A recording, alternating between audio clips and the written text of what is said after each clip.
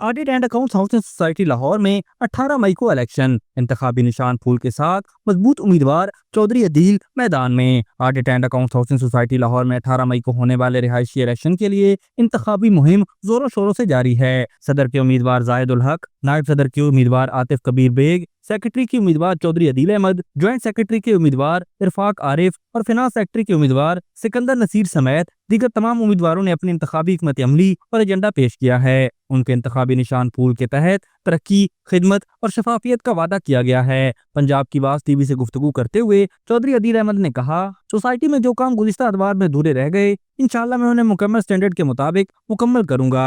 चाहे वो सीवरेज का मसला हो, सिक्योरिटी कैमरों की तनसीब हो, ग्रीन एरियाज की बहाली हो या दीगर बुनियादी सहूलियात, मेरी कोशिश होगी कि हर काम शफाफ और मौसर अंदाज में मुकम्मल किया जाए। उन्होंने मजीद कहा कि मेरा विजन सिर्फ इलेक्शन जीतना नहीं, बल्कि सोसाइटी के रिहायशियों को एतमाद, सहूलत और तहफ़्फ़ुज़ फराहम करना है। 18 मई को ये वोट सिर्फ इलेक्शन का नहीं, बल्कि एक मिसाली और महफूज सोसाइटी के लिए होगा। एग्जेक्टिव मेंबरान के तौर पर पैनल में शामिल हैं अजी असलम, फैसल भट्ट, एजाज अहमद, जिशान लतीफ़ और आफ्ताब परवेज। चौधरी अदील ने सोसाइटी के तमाम मसाइल को हल करने के अज़म का इजहार किया है और उनकी इस मजबूत पैनल को एक बड़ी हिमायत हासिल हो रही है।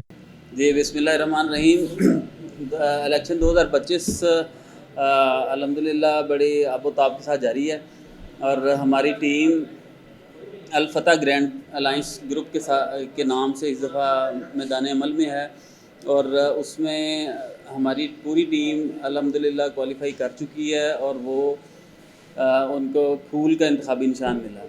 इसमें हमारे प्रेसिडेंट के लिए जाहिद उल हक साहब हैं, वाइस प्रेसिडेंट हमारे आतिफ कबीर साहब हैं, सेक्रेटरी के लिए अकील अहमद साहब हैं, जॉइंट सेक्रेटरी के लिए इरफाक आरिफ हैं, फाइनेंस सेक्रेटरी के लिए सरफराज साहब हैं और राना सिकंदर साहब हैं। इसमें लास्ट ईयर जो पिछले साल हमने पहले इलेक्शन में जो वादे किए थे अल्हम्दुलिल्लाह वो हमने पूरे किए। फ़ेज़ 1 फ़ेज़ 2 के अंदर सड़कों की मरम्मत और सिक्योरिटी के हालात और पार्क्स की खूबसूरती में इजाफा किया गया। सीवरेज के इश्यूज़ को टेम्परेरी बुनियादों के ऊपर हल किया गया। परमानेंट के लिए हमें गवर्नमेंट की हेल्प की ज़रूरत है, जिसकी वजह से वो पेंडिंग है। अब आने वाले वक्त में जोन से इश्यूज़ हमारे पेंडिंग हैं। फ़ेज़ 1 में सबसे बड़ा मसला सीवरेज का है। सीवरेज को हम टेम्परेरी और परमानेंट बुनियादों के ऊपर गवर्नमेंट के साथ टेकअप करके उसको हल करने वाली साइड पे लेके जा रहे हैं। अल्हम्दुलिल्लाह गवर्नमेंट की तरफ से फ़ंड्स भी एलोकेट हो चुके हैं और आने वाले 1 से 2 माह के अंदर अंदर ये आपको काम होता हुआ नज़र आएगा। लेकिन सिर्फ हम गवर्नमेंट के ऊपर डिपेंडेंट नहीं हैं, इसको हम टेम्परेरी बुनियादों के ऊपर हल करने के लिए भी हमने प्लान्स बनाए हुए हैं और उसको हम प्रैक्टिकली इम्प्लीमेंट करेंगे। फ़ेज़ 2 में इलेक्ट्रिसिटी और उसकी अप्रूवल का सबसे बड़ा इशू है। इलेक्ट्रिसिटी के लिए हमारे केसेस जो हैं वो मुतलका महकमों में जा चुके हैं और हमने उसको 50% से ज़्यादा उसको प्रोसीड कर दिया। उसकी जो मैनुअल बुक्स होती हैं वो प्रिपेयर हो चुकी हैं। अल्हम्दुलिल्लाह मैं तमाम दोस्तों से, तमाम मेंबर से रिक्वेस्ट भी ये करूँगा कि हमें वोट इस वजह से भी करें कि बहुत सारे काम ऐसे हैं जो हम 50% 60% कर चुके हैं। जो दूसरे लोगों का मंशूर है वो ज़ीरो से स्टार्ट होंगे, हम आधे से ज़्यादा उनके ऊपर काम मुकम्मल कर चुके हैं और जितने भी लोगों के इश्यूज़ हैं उनको हम प्रैक्टिकली फ़ेस भी कर चुके हैं और उसमें से उनको हल भी किया। आने वाले वक्त में हम उन मसाइल को हल करने के लिए 100% कोशिश करेंगे और इसको 100% पे लेके जाएंगे। तो इस दफ़ा हमारे साथ फ़ेज़ 2 की जो टीम है उसमें एनर्जेटिक लोग भी हैं, वेल करेक्टेड लोग हैं। इलेक्ट्रिसिटी के हवाले से जिशान साहब हमारे साथ हैं, वो इलेक्ट्रिसिटी के मैटर्स को बड़े अच्छी तरीके से समझते भी हैं और उनको पता है कि कहाँ कहाँ पे रुकावटें आ सकती हैं और उसको वो हल करने की कैपेसिटी भी रखते हैं। इसी तरह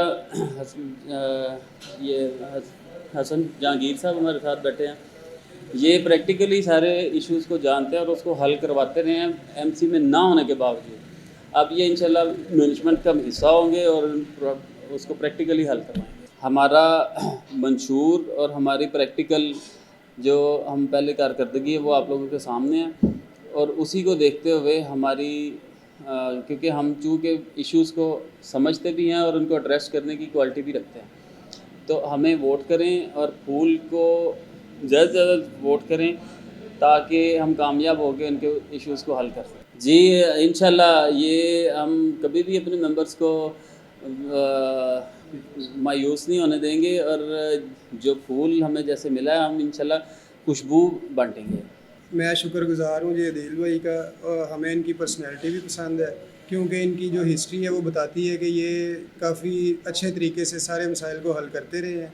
तो इसलिए हमने इनका प्लेटफॉर्म चूज़ किया है। इनके प्लेटफॉर्म से हम अपनी सोसाइटी की बेहतरी के लिए बहुत से काम करेंगे इंशाल्लाह। हमें एक प्लेटफॉर्म चाहिए था काम करने के लिए, तरक्की करने के लिए, सोसाइटी के मसाइल हल करने के लिए। तो वो सबसे बेहतरीन प्लेटफॉर्म जो था वो हमारे पास अलफतह ग्रैंड अलायंस ही था, और इस पे हमने पहले भी यानी काम किया। इनके वजह से यानी हमें मौका मिला, और इंशाल्लाह ताला हम कोशिश करेंगे कि ज़्यादा से ज़्यादा और बेहतर से बेहतर हम अपनी सोसाइटी को। देखिए जी ये तो एक इलेक्शन मुहिम या जो इलेक्शन लड़ते हैं ये तो एक नेचुरल होता है कि बहुत सारे लोग हमारे साथ ऐड हुए, बहुत सारे चंद लोग हमारे से पीछे भी हटे। तो हर एक की ये जमहूरी दौर है, जमहूरियत में ये सब कुछ चलता है, तो हर एक अपने फ़ैसले लेने के लिए आज़ाद है। तो अल्हम्दुलिल्लाह हमारे साथ जो इस दफ़ा के मेंबर्स और ग्रुप्स जो साथ मिले हैं उसमें सबसे बड़ा शाहीन ग्रुप है, फिर रिहायशी इत्तेहाद ग्रुप भी हमारे साथ है, इत्तफाक ग्रुप है, फ़ेज़ 2 के बेतहाशा ग्रुप्स, मतलब अगर मैं गिनती करने लगूँ तो उसमें जो रिहायशी ग्रुप हैं वो है, अल खिदमत ग्रुप है, छोटे छोटे काफ़ी ग्रुप्स हमारे साथ हैं। लेकिन मेनली हमारा जो अलायंस हुआ है इसी वजह से हमने इसको ग्रैंड अलायंस का नाम दिया। तो जो लोग हमारे साथ मिले हैं अब हम इंशाल्लाह उन लोगों को अपने साथ मिलाया जो एनर्जी भी रखते हैं और नीयत भी अच्छी रखते हैं। मैं अपने पाक फ़ौज को सलाम पेश करता हूँ जिन्होंने इंडिया को मुंह तोड़ जवाब दिया और उनकी ईंट से ईंट बजा दी।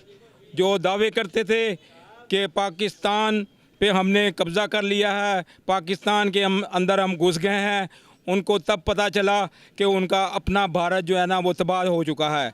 हमारी फ़ौज ने उनके तमाम तनसीबात जो उनके मतलब हवाई अड्डे थे उनको तबाह बर्बाद किया, और जो हमारे नौजवान थे बॉर्डर पे थे उन्होंने इनकी चेक पोस्टों को उड़ा के रख दिया। तो फिर उसमें अमेरिका ने मुदाखलत की कि ये जिसको हम एशिया में टाइगर बनाने जा रहे थे ये तो गिद्दड़ बन चुका है।